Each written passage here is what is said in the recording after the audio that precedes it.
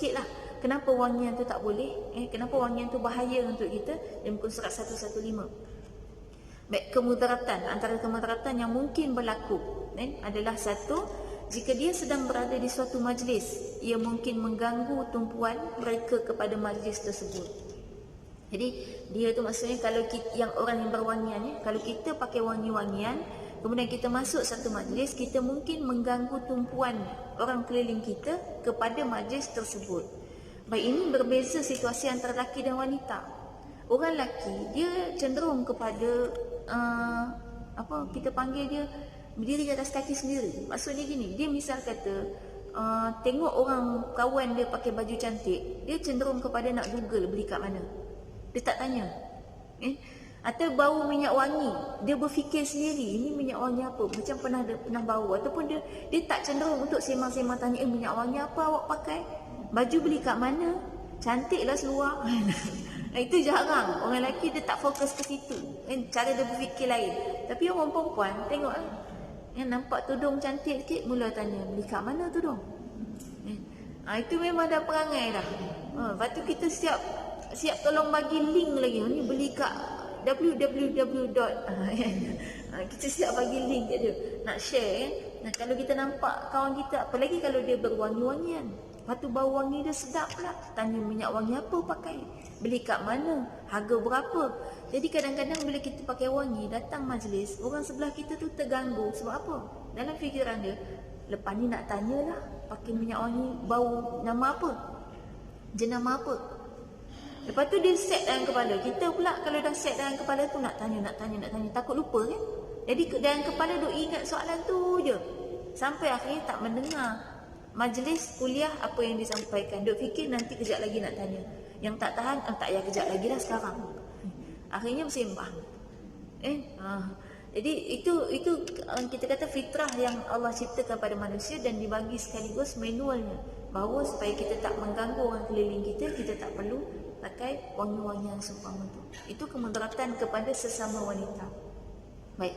Yang kedua, jika wanita itu melintasi sekumpulan lelaki dengan wangiannya, mungkin mereka boleh bertindak mengganggu maruah wanita tersebut kerana terangsang dengan wangiannya. Baik, situasi ini kalau wanita yang berwangian itu melintasi lelaki, maka dia boleh diganggu. Jadi sebenarnya bahaya. Sebab orang perempuan ni kalau sampai menarik perhatian lelaki, dia bahaya. Lain dengan lelaki. Kalau lelaki menarik perhatian wanita, bahaya tak dia? Kan? Orang perempuan kalau dikejar oleh 5 lelaki, ketakutan. Tapi kalau lelaki dikejar oleh 5 perempuan, bahagia. Itu fitrahnya beza. Jadi dia tak ada masalah.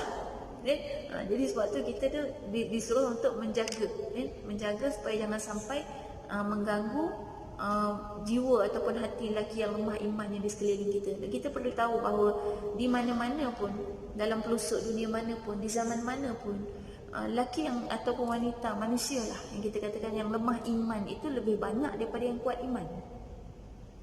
Jadi sebab itu kita disuruh menjaga, sebab banyak yang lemah iman dan dia tak boleh kawal nafsu dia sendiri. Dan juga Allah bagi tahu sebenarnya wangi-wangian tu kalau pada lelaki dia tidak begitu merangsang nafsu wanita, tapi kalau pada wanita maka dia boleh merangsang nafsu lelaki. Beza, ada beza. Tengok iklan minyak wangi je lah. Bila pakai minyak wangi tu keliling orang datang. Maksudnya dia menarik perhatian, walaupun kita rasa macam tak ada apa-apa. Cara kita berfikir berbeza. Lelaki dan wanita tu sangat berbeza, sebab sampai diumpamakan macam alien kan. Satu datang daripada planet Mars, satu lagi datang daripada planet Venus. Kita alien. Maksudnya apa? Bila kata alien, cara berfikir lain. Walaupun fizikal 2 mata, sama ada 2 mata, 2 telinga, 1 hidung, 1 mulut, fizikalnya sama, tetapi lain. Sampailah orang boleh kenal muka. Kadang-kadang saya perhati yang misal katalah muka 2 beradik, muka sama, dua-dua ikut muka mak, tapi kita boleh kenal yang ini lelaki, yang ini perempuan. Beza kat mana? Kalau perhati satu-satu sama. Muka saja, kita tengok muka je, mukanya sama, satu-satu, dua-dua sebiji muka mak, tapi muka lelaki dengan muka perempuan lain. Kita boleh tahu ini muka lelaki, ini muka perempuan. Walaupun ada muka lelaki yang macam nak perempuan, muka perempuan macam nak muka lelaki, tetapi tetap kita tahu ini memang lelaki. Maksudnya detail Allah punya penciptaan. Jadi maknanya memang sifatnya sangat berbeza sampai kepada cara berfikir kita berbeza, cara berperasaan kita berbeza, dan kita tidak mungkin untuk memahami lawan jenis kita melainkan daripada manual pencipta kita. Maknanya lelaki tak mungkin faham wanita melainkan dia belajar tentang apa yang Allah dan Rasul ceritakan tentang wanita. Dan banyak itu dalam hadis dan ayat Quran. Diceritakan sifat-sifat wanita, bukan untuk menghina tapi untuk mengenali sifat wanita. Macam tu juga, wanita tidak mungkin akan memahami cara lelaki berfikir, cara lelaki berperasaan, cara lelaki bertindak, melainkan melalui manual yang Allah dan Rasul bagi kepada kita. Kalau kita nak faham sendiri, kita akan salah faham. Kita akan selalu membayangkan dia macam kita. Sebab tu banyak mak-mak, dia bela jaga anak lelaki sama dengan jaga anak perempuan.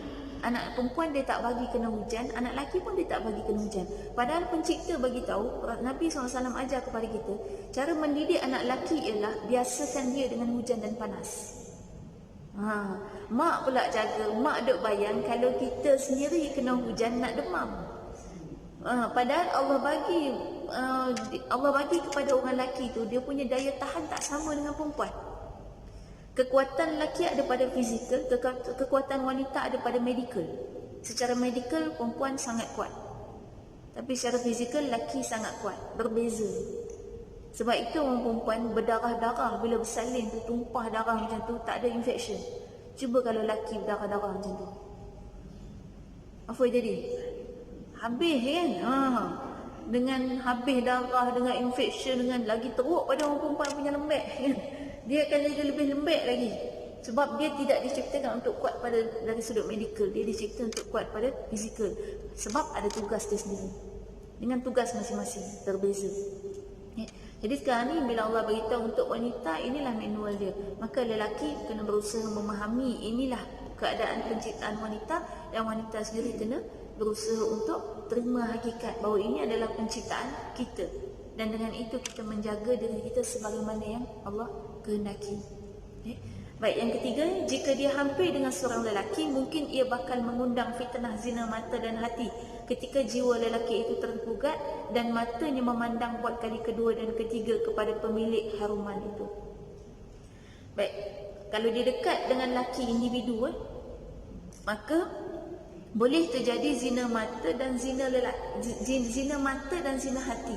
Jadi zina ini bukan sekadar zina fizikal itu saja, tetapi zina fizikal itu bermula dengan zina mata, zina hati, zina fikiran. Jadi kena ingat, kisah-kisah cinta yang ada dalam dunia sekarang ni adalah kisah-kisah zina hati, zina mata dan zina fikiran, dosa. Sebab itu kalau nak kahwin bukan atas dasar cinta. Islam tak ajar kahwin atas dasar cinta. Siapakah di kalangan Nabi, Rasul dan sahabat-sahabat yang kahwin kerana cinta? Bercinta? Tak ada kan? Tak ada. Dia orang tak bercinta. Kalau rasa berkenan, ada. Berkenan ya, itu normal. Berkenan dan kemudian dia berkahwin. Tak sampai bercinta, berdating, bertemu berdua-duaan tu tak. Ya? Jadi maksud, bila cinta ni biasanya apa berlaku? Ialah tengah duduk makan, tiba-tiba ayam tu macam muka dia.